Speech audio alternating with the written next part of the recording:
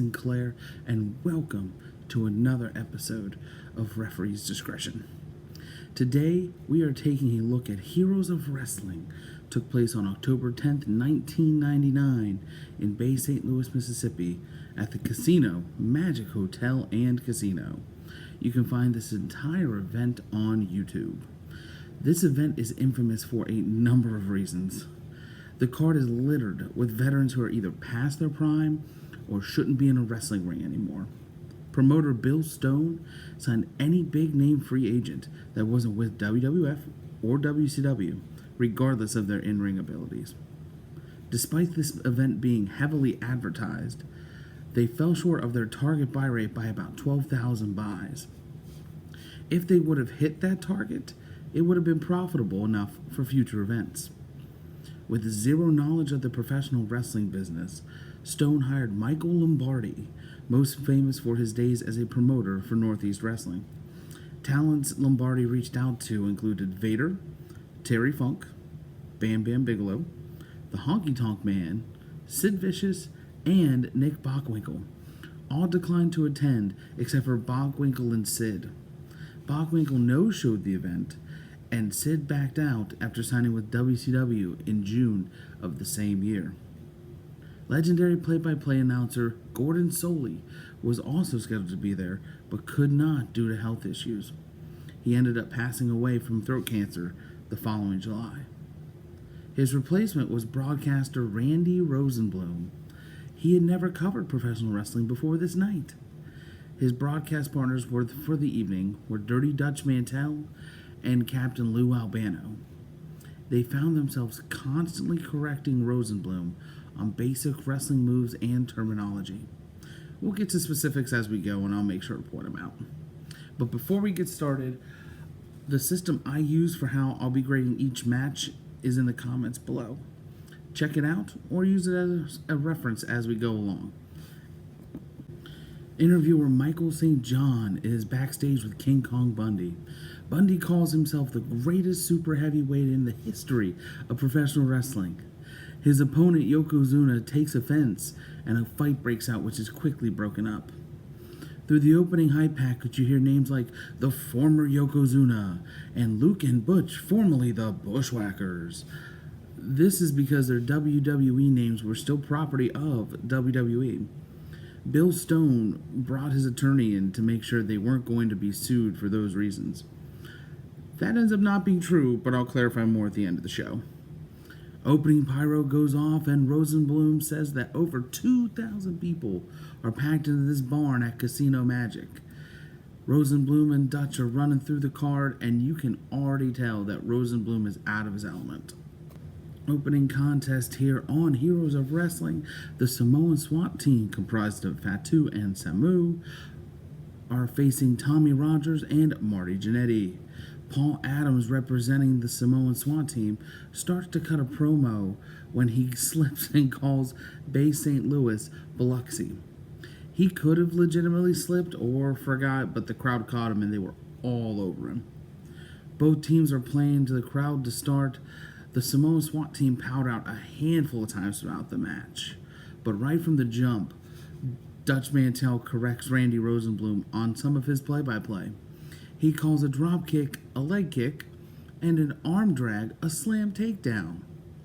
We get some old school tag team spots, one of which being the referee getting distracted while the heels beat down the face. Towards the end of the match, Fatu hits Jannetty with a chair on the outside. It seemed like the referee was right in the right position to make a call there, but just doesn't. Jannetty hits Fatu with a crossbody onto the outside, which gives Samu time to hit Rogers with a modified cutter to win. In post-match replays, Rosenblum calls Samu's finisher a Samoan drop. Like I said, Rosenblum is not equipped to call this, but we're into it now. You can't change. My decision is that it's a half count. Pretty boring opener. Jannetty showed he could still go with the only high spots of this match. Not sure why every time the referee counted throughout this match, it was a fast count. He probably just wants to get out of there as quick as possible. The half count, though, is solely for the effort that Jannetty puts in. Otherwise, it would have been a count out or even a no contest. Backstage, St. John is with Sherry Martel. He asks her about her relationship with George Steele. They show a video package of them checking into the hotel and George being a little playful with her. And then at the end of the video, it looks like he rips off a piece of her blouse and then they just go into their hotel room. So she's responding to St. John, and George Steele just walks up shouting, "Fight, fight, fight, fight," like a lost, crazy old man. Then they just walk away. Next match, though, is George the Animal Steele taking on Greg the Hammer Valentine. This match is being advertised as a Beauty and the Beast grudge match. Valentine calls himself the greatest wrestling machine of all time. And when he wins, he's going to walk out with Sherry Martel. Steele is out to the ring next, and fun fact, he's 61 years old here. He works the crowd the entire match. It's a bit silly. He pretends to bite the turnbuckle, then he doesn't. Then he goes to bite Valentine, then he doesn't. Goes back to biting the turnbuckle. It's crazy and it's overdrawn. Valentine actually gets George Steele's shirt over his head, and it gets stuck. And Valentine just keeps continuing to drop elbows, and out of nowhere, Valentine distracts the referee, and Sherry just comes up and starts raking George Steele's eyes. So the heel turn is on. Steele gets his senses back about him, gives Valentine a right hand. He powders out of the ring. As he's getting back in the ring, the referee's focused on him, and then out of nowhere, you hear a fan yell, "Hey, George, she's got a chair." Sherry hits George Steele in the back of the head with the chair. Valentine moves the referee and goes to pin George Steele and gets the 3 count. Post-match, George Steele throws Sherry out of the ring and chases Greg Valentine away. He bites the turnbuckle. Everything goes everywhere. And that's it. The decision here is a count out. Referee's discretion here is a count out. There is one grade lower, but we will get to that when we get there. This was a joke. It was boring. George Steele's offense was a right hand or two. Valentine's offense was a couple elbows, a couple of stomps in the corner, and a few shots with a foreign object. This is one you can definitely skip on this card. Backstage interview now. St. John is with Julio Fantastico on a show called Heroes of Wrestling, and I know I said this card was littered with veterans who shouldn't be in the ring anymore. Julio Fantastico, or he'd be known as Julio De Niro in TNA, he was in his mid-20s here.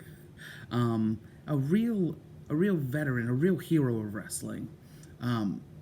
No audio for the first couple of seconds of the interview, but a typical face promo to start, saying he will be the greatest pro wrestler of all time, and he's going to show us why with every single match he wrestles. St. John responds and he says, Scorpio is the most talented professional wrestler in the world today, and Fantastico still has a lot to prove. Fantastico says he is the Michael Jordan of professional wrestling. Got to take that one in, because that's on a card in an event where there's a lot of crazy things that happen. Kind of overstepping ourselves there, considering we're mid-20s, not a hero of wrestling. But anyway, Fantastico to the ring out first. Healing it up for sure. Too Cold Scorpio coming out to the ring, carrying a replica of the Ric Flair style World Heavyweight Championship. It's never explained why or what it signifies or if it's on the line or anything. It's just a replica belt. Dutch announces the arrival of Captain Lou Albano to the commentary table. He immediately starts rambling and mumbling whatever he's trying to say, and then goes on to say that this is one of the greatest wrestling events of all time. He was probably doing or consuming whatever Jake Roberts was throughout the show, but we'll get there. Some okay back and forth to start. Up to this point in the night, some of the best action.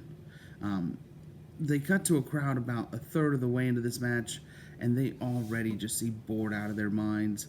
I'm sure looking at this match card on paper, it seemed exciting, and then you get there and you see old men rolling around the ring. It's not as exciting. Rosenblum calls a drop kick a leg drop. Wow. Captain Lou does call him out on it, though. Dutch responds and says that they're cutting him a break, considering that this is his first time doing a professional wrestling event. Fantastico gets tossed out of the ring, and Scorpio hits a springboard crossbody onto the outside. Back in the ring now, it's Fantastico's turn to get his aerial offense in. Hits a drop kick, sending Scorpio to the outside, followed by a springboard plancha. This leads Scorpio to give a back body drop to Fantastico into the crowd, and on Fantastico's way down, it actually hits a young child in the crowd. No mention is made of it. The camera stays in the crowd and on that shot for a while. Nobody seems to run up and check on the child. We just keep going with the match. As they keep working their way into the crowd, the shot is so dark and shot from so far away, you can't see what's going on at all. So we're going to go back to the ring. Fantastico hits a low blow followed by an exploder suplex. A good bit of back and forth action. Too Cold Scorpio finally gets the upper hand. Hits a middle rope tumbleweed, which looks good. Then he goes to the top rope for another tumbleweed and absolutely misses it. Fantastico sells like he sells it like it was a gunshot wound. Scorpio gets the 3, and then they show the replay of the botch, which they didn't get a good camera angle on it the first time. But then when they showed the replay, it was worse the second time. It was bad. I'm going to give this a half a count. This had some pretty decent action in it. The production hurt the match. The crowd action, along with the replay of the botched tumbleweed. To be honest, I would have given it a 1 count had it not been for the production issues and the finish. And if the commentary team would have sold it a little better, I would have bumped it up. But it was an okay match on a card littered with garbage. Fantastico has since said that him and Too Cold Scorpio actually scripted their match the night before. They were given the understanding that it was going to be about 15 to 20 minutes. They got to about the 8 to 9 minute mark in their match, and then were told to wrap it up. I thought 8 to 9 minutes was plenty for these guys. It seemed a little rushed, which is why maybe it was a little botchy. When you have to shave about half your match away after scripting it, I can understand why, maybe some mistakes were made. But yeah, pretty okay match considering, what we're getting ready to see. Post-match, Rosenblum announces that Bill Stone has made Captain Lou Albano the commissioner of Heroes of Wrestling. Fun fact, Nick Bockwinkel was scheduled to be the commissioner of the Heroes of Wrestling. And in a sense, he no-showed and Captain Lou was already there. That was the decision that they decided to go with. So yay! So there was intent that there were going to be future shows. So I do like that aspect of it. Just the execution, everything is not great. But I'll get to that a little later. Backstage, Bundy cuts a mediocre heel promo, kind of finishing what he started at the beginning of the show, but nothing special here. The next match is something of a garbage fire. You could put lipstick on a pig and it's still pig. The Iron Sheik and Nikolai Volkov against the Bushwhackers, Luke and Butch. Volkov and the Sheik out to the ring first. Get a Russian national anthem, followed by a demonstration of strength from the Iron Sheik. About 4 to 5 minutes, we won't get back. Luke and Butch out to the ring next. They are announced as the Men from Down Under. As we touched on at the beginning of the show here, they couldn't be called the Bushwhackers due to WWE copyright.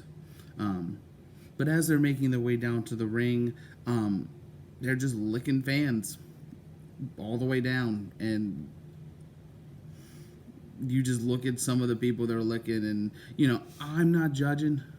I'm just judging the decisions about licking fans. Probably not a good idea, especially now in hindsight, in the state of the world we're living in now compared to 1999. And this is October 1999, so we were actually close to Y2K. But anyway, the crowd is chanting USA for a great majority of this match.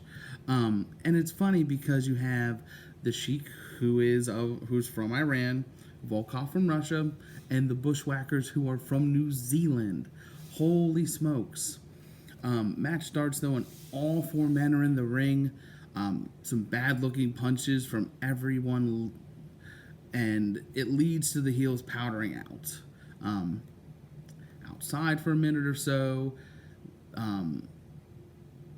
Then they come back in and then get back out. And Volkov and Sheik are pretending to leave the match and healing it up on the way out. But they get back in the ring, they get some heel work in, and I'm not kidding. It's some of the softest kicks and grappling I have ever seen in a professional wrestling match. It's bad. Another, though, horrible camera angle with a wide shot of inside the venue. No lighting in the crowd. All you see is just a bright blue blur in the middle of your screen, and it's just surrounded by darkness. Rosenblum with another just chef's kiss of a call here, calling a scoop slam a bear hug.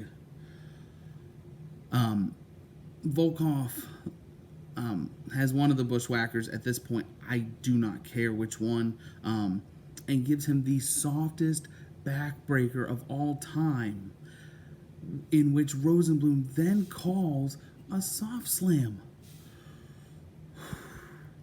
All 4 men in the ring again with clumsy, clunky action. More heel work, though, as Volkov gets a foreign object, connects the first time, but then hits the Sheik on accident the second time.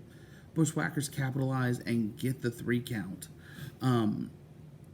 This is the lowest grade you can get on referee's discretion, and it's a no contest.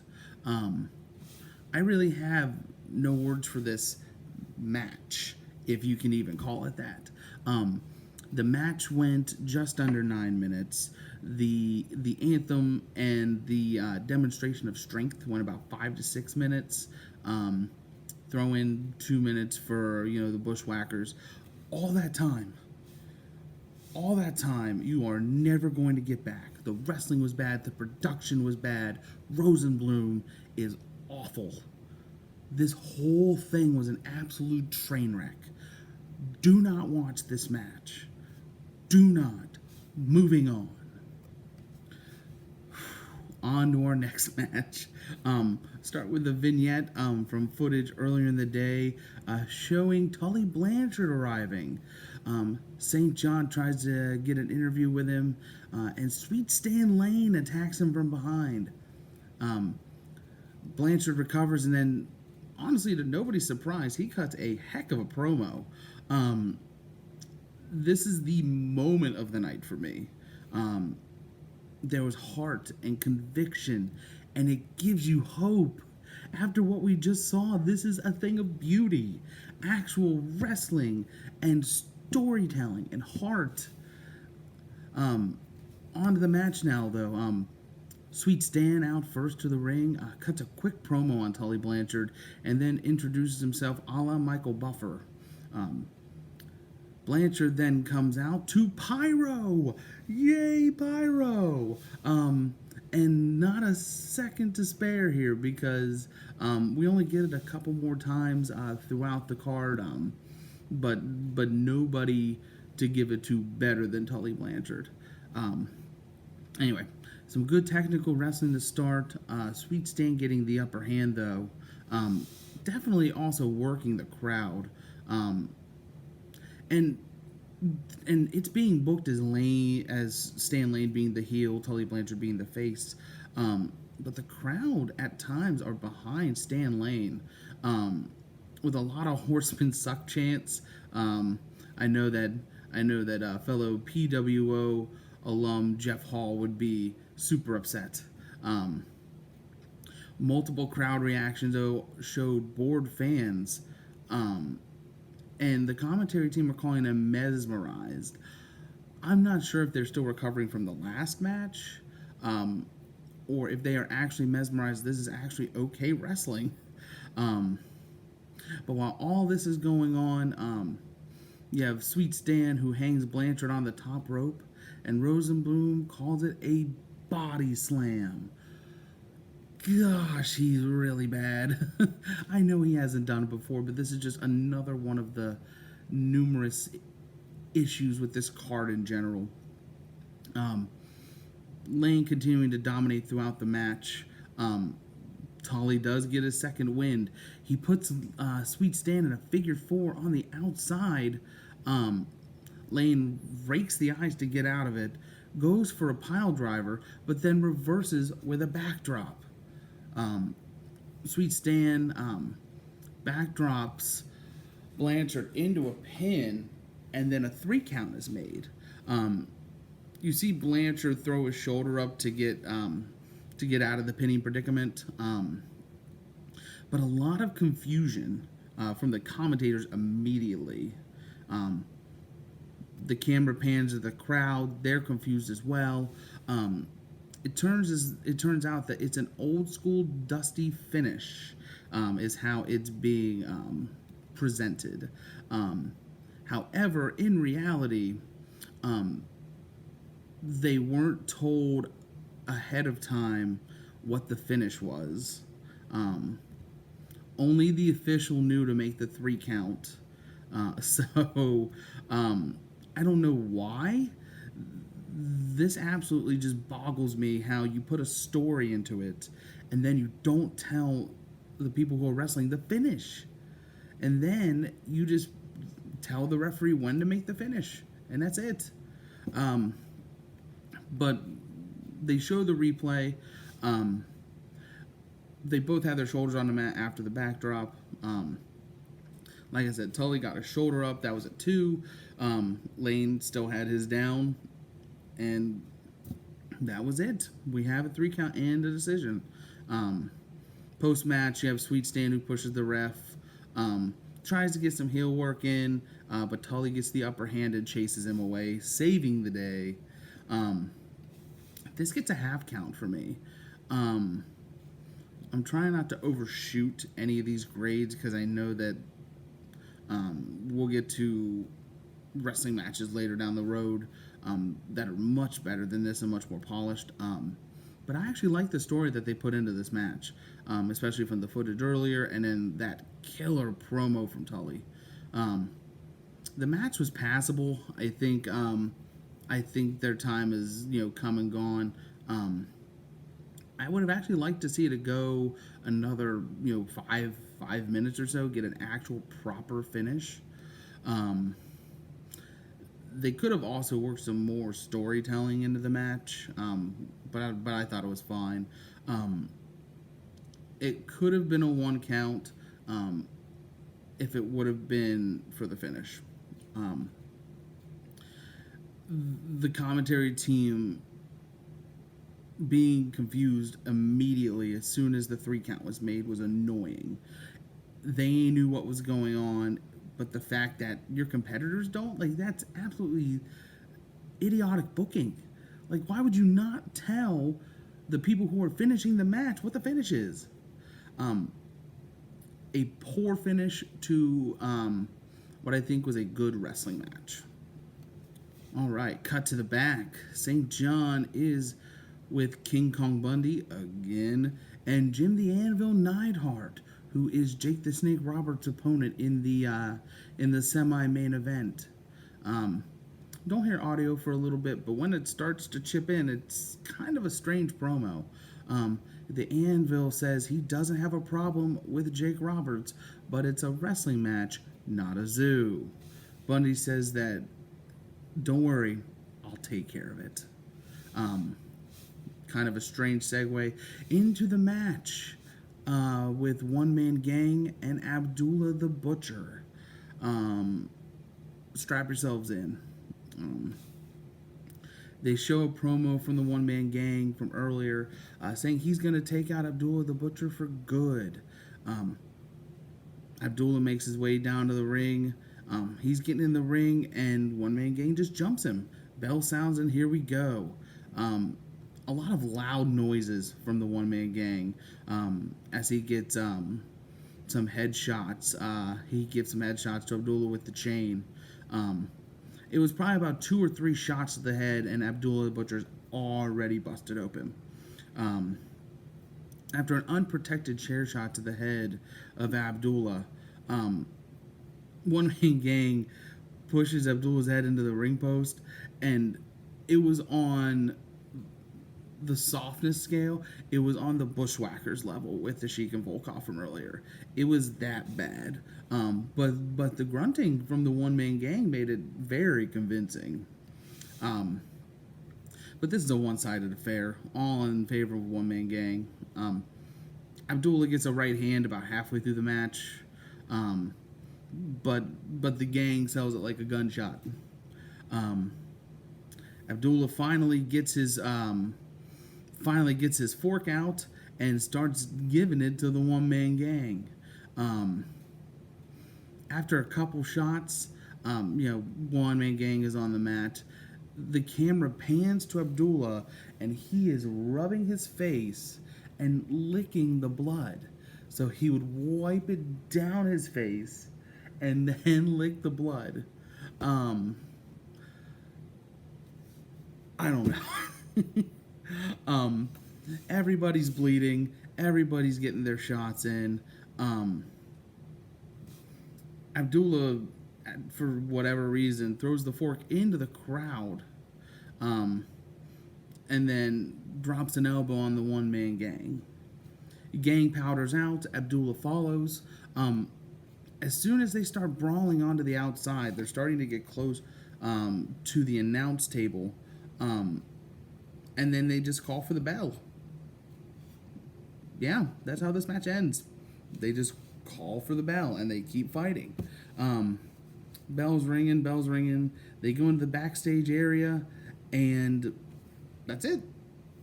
This is a no contest, easily. There was blood. and foreign object use. And typically in professional wrestling, that screams excitement. Um, but there was no excitement here. Um, it was a complete waste of time. No explanation as to why the match was stopped. Um, there was more action in this, though, than the tag match from earlier. Um, so, yeah. All right, on to our next match. Footage is shown from a card game played earlier in the day. At the table, you have Cowboy Bob Orton, Jimmy Superfly Snuka, and Captain Lou Albano. With it being at a casino, they have surveillance cameras everywhere. But it reveals that Bob Orton is hiding cards underneath his body. A small skirmish breaks out. Then, right before the match starts, St. John has Albano and Snuka in the back, and Captain Lou is just off the rails, just rambling about whatever in this promo. Me not really getting into wrestling until probably the early to mid 90s. I didn't get a real taste of what Captain Lou Albano's promos were back in the day, but this is not my cup of tea. He is very he is rambling. It's very hard to tell what he's saying. But long story short, he's calling Orton a liar, a cheater, and a stealer. Orton does have a pre-match video. He says, yo, he's innocent, but he can't wait to step in the ring with Snuka. But some good back and forth to start here. Some agility on display from Jimmy Snuka. With that being said, Orton controls probably about the fourth person in this match. Snuka getting almost no offense in. A lot of power moves and grappling from Orton. He has an arm lock in for about a good 2 to 3 minutes. But the crowd starts to get a little antsy. They say Bob is it's a homophobic slur. It starts with an F. But he said Bob is a blank. Orton's playing to the crowd, though. He's a professional. But that turns out to be the turning point for Snuka. Big collision in the middle of the ring. Snuka falls on his back, and Orton falls onto Snuka. And the ref just doesn't count for a while. I don't know why, but he just kind of is just staring at them and then just starts to count.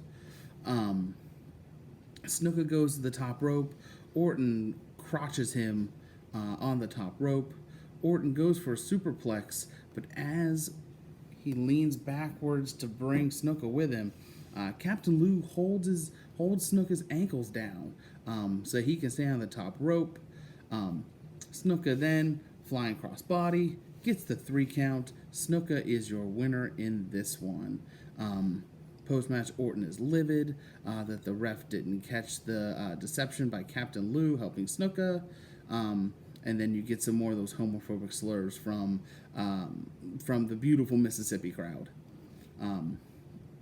This is going to get a half count for me. As far as this card goes, this is a passable match.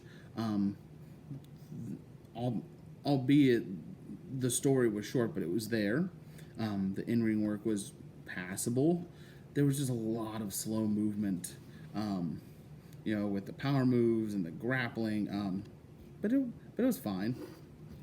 And this is actually only a few years before both of these men would get some additional appearances back in WWE. Orton was prevalent with his son Randy in his feud with The Undertaker. And Snuka was in the 2008 Royal Rumble. And then was also in the he was also at WrestleMania 25 in the 3-on-1 handicap match with Ricky the Dragon Steamboat and Roddy Piper against Chris Jericho in the storyline that centered around the movie The Wrestler. So this would not be the last time that we would see these two legends.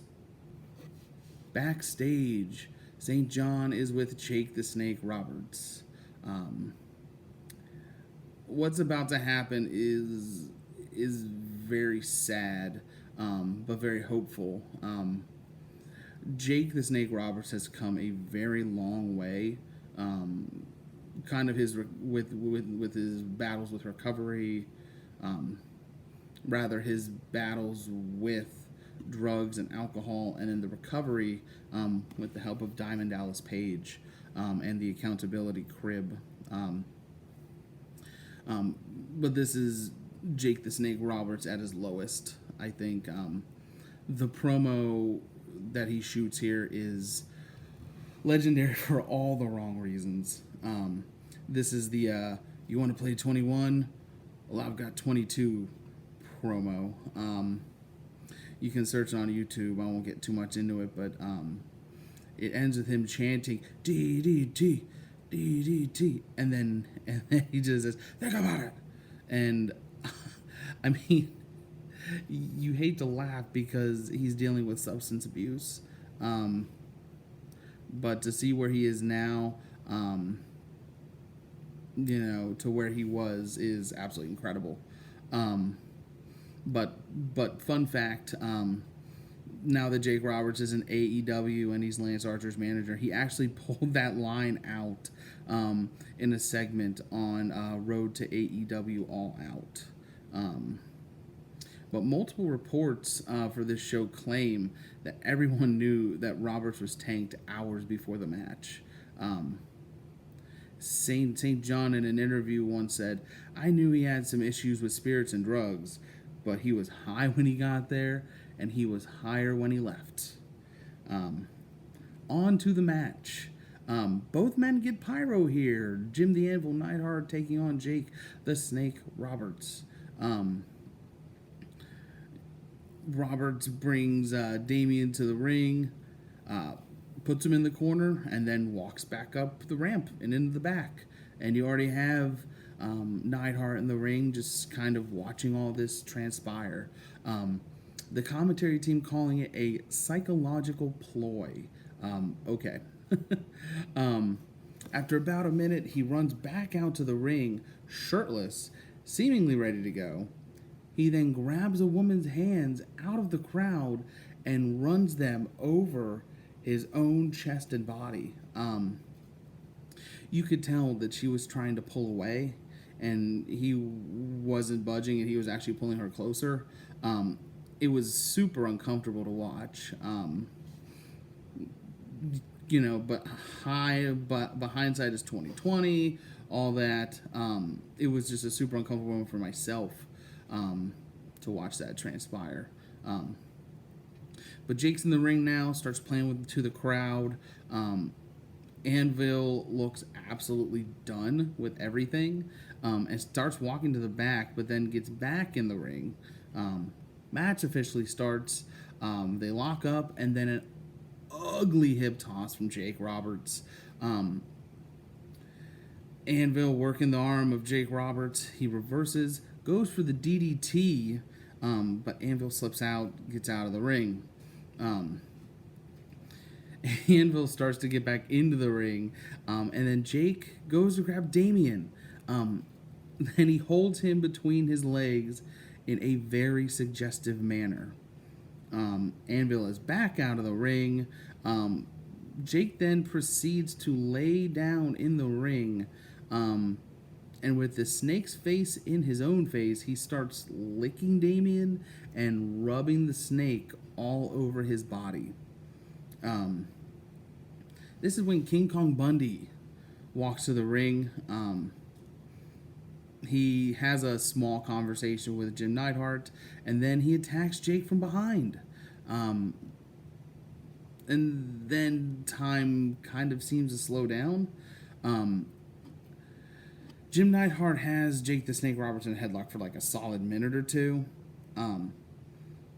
Jake Roberts gets up, goes for a DDT, and King Kong Bundy distracts him. Anvil gets him back in a headlock for about another minute or two. And then same thing happens. King Kong Bundy just actually gets in the ring this time and then just starts putting the boots to Roberts. Here comes Yokozuna, though, down to make the save. Goes after Bundy, but at this point, Jake is either selling the beating he just got or he is too far gone to even realize what's going on. But the numbers game gets to Yokozuna, and Neidhart and Bundy are putting the fists and boots to Yokozuna. As this beatdown continues, though, in the words of Teddy Long, it's a tag match now, playa, as now we have Jake the Snake Roberts and Yokozuna taking on Jim the Anvil Neidhart and King Kong Bundy. This is your main event. It was not actually put together on the fly as many would presume.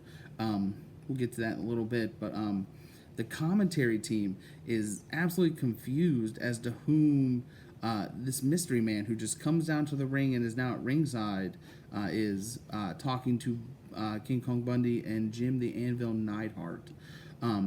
It turns out this man's name is Michael Henry, who they refer to as Baby Bundy. He was actually one of the producers on the show. This gets off to a bad start. Jim Neidhart giving Jake the Snake Roberts multiple unnecessary chair shots to the head. Bundy then gets his turn and gives Jake another chair shot to the head. I just don't understand.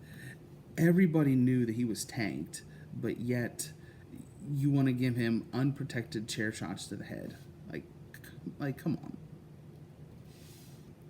on.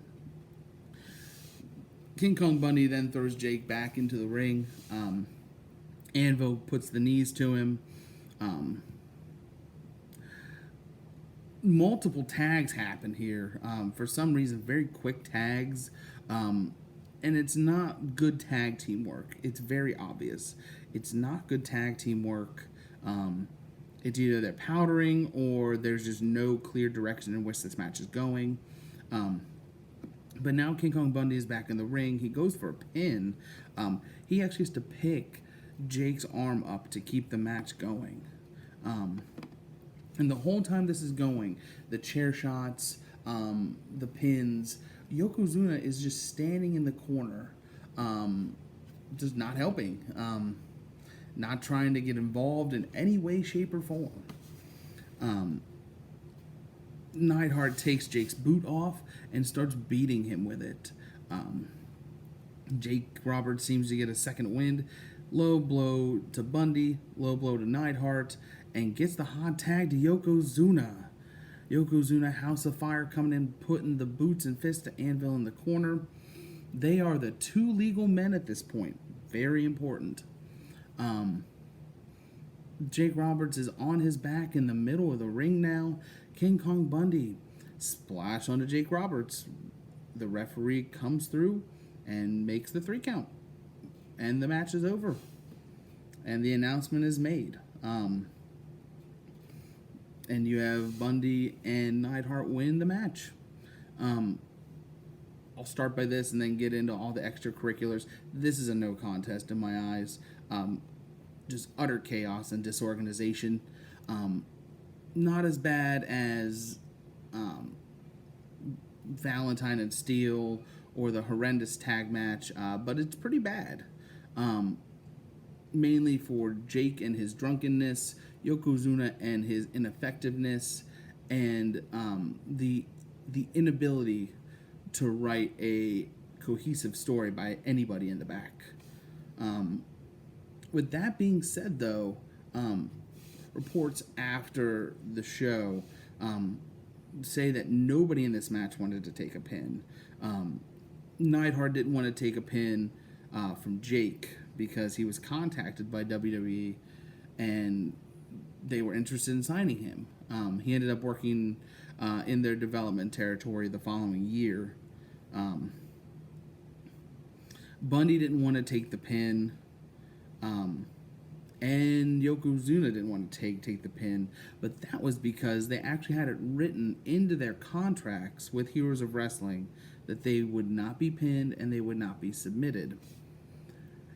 It makes you wonder, if that was the case, why would we book King Kong Bundy versus Yokozuna for the main event when neither one can be pinned. It makes no sense. To end the show, though, Yokozuna has Baby Bundy. And Yokozuna's working up the crowd, got everybody chanting DDT, send him home happy. So he's waiting for Jake to make his move, and he's too drunk to move right now. He actually falls to a knee and then eventually falls to the mat. And Michael Henry is not a trained wrestler. They did not work this prior to or before anything happened live. But Yokozuna actually whips him into the ropes, catches him for a rough-looking Samoan drop. And Yokozuna at this point, they mentioned it a couple times throughout the match, that he was about 6'40". And I've never encountered anybody that large in size, but I can imagine it was a rough bump. So all that happens, and then Jake puts Damien on Michael Henry, and fade to black. Reason for this being Bill Stone actually made that decision. He didn't want Roberts to do anything else stupid, in his own words there, after the match. All right, coming back to a point that I made at the beginning of this episode, I said that Bill Stone brought his attorney in to make sure they weren't going to be sued. Well, 2 days after this event took place, Stone received a phone call from Connecticut and WWE's legal team. They were going to sue Stone's production company, but after he reassured them there would be no more Heroes of Wrestling events moving forward, WWE's legal team said there wouldn't be any further problems. My final grade for Heroes of Wrestling is 0 out of 5 stars. We're going to have 2 awards each episode that we go through a wrestling card. One is going to be the Ric Flair Award for the best match of the night. And this goes to Tully Blanchard and Sweet Stan Lane. If you take away the finish, the match was good. And these guys we knew coming in are not in their prime. But they put on a heck of a performance based on the time they were given. And then on top of that, the promo from Tully Blanchard was incredible. On the flip side, the Bella Award is going to be awarded for the worst match of the night. And without a doubt, if you didn't already see this coming, it was the Bushwhackers versus the Iron Sheik and Nikolai Volkov.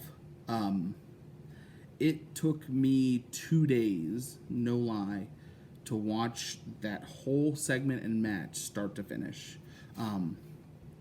It was rough. But the whole card in general, I don't even know where to begin to sum everything up. The poor production value, the poor commentary from Randy Rosenblum in particular, bad in-ring action, and by far, as I've said, one of the worst, if not the worst, wrestling match that I've ever seen in my life. There was hope for this event sprinkled through, but there were too many negatives to outweigh the very, very, very few positives. Orton and Snuka was meh. Too Cold Scorpio and Julio Fantastico, meh. But Tully Blanchard and Stan Lane were definitely the stars, or the heroes of the night. Those were my thoughts on Heroes of Wrestling. It took me a handful of days to get through this card. I had to step away a handful of times, and it was rough to get through, but it was for you, the fans of PWO and the fans of Referee's Discretion. But if you've seen it, what do you think? Leave your thoughts in the comments below. If you have a suggestion for pay-per-view cards for me to review, also leave those in the comments below. Please like, share, and subscribe to Podcast World Order for more incredible content. We are live on Facebook and YouTube every Monday and Thursday, and a new episode of Referee's Discretion will be posted every Sunday. On our next episode, we need a palate cleanser. Myself, the fans, everybody needs a palate cleanser here. With that being said, we will be taking a look at ECW Heatwave from 1998. From everyone here at Podcast World Order, thank you for watching, and remember, at the end of the day, it's always referee's discretion. I'm Cod Sinclair. We'll see you next time.